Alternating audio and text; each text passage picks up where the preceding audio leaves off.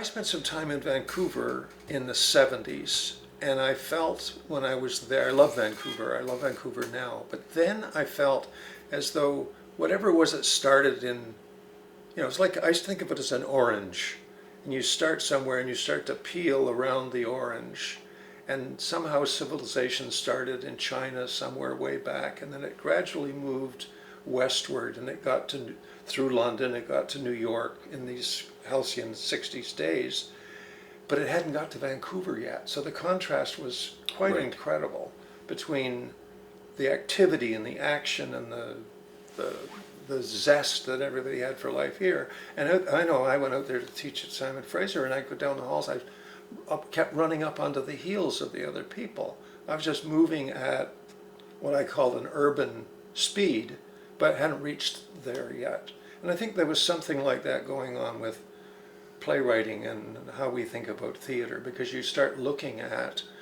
people who are iconoclastic, and then you say, well, I can be like that. The other amazing thing of that time was how far advanced the visual artists were. Ahead of the theater. Yeah, artists, and they were yes. doing, performance art, and it was like theater, but it was really done from a visual artist's perspective, and the content was entirely different. So we attracted at Passmarais and Rochdale a lot of visual artists, some of whom were interested in performance, like Michael Timms and George Saya, who became A.A. Bronson and Jorge Zontal and Felix Parts of General Idea. And they were part of the early Passmarais. As they were forming, as they were becoming General Idea, they were doing the sets for the maids. They were doing the costumes for the maids. So I think a lot of what happened, the Miss General Idea pageant of 1968 or 71, whatever the first one was, which they came up with, was incredibly theatrical.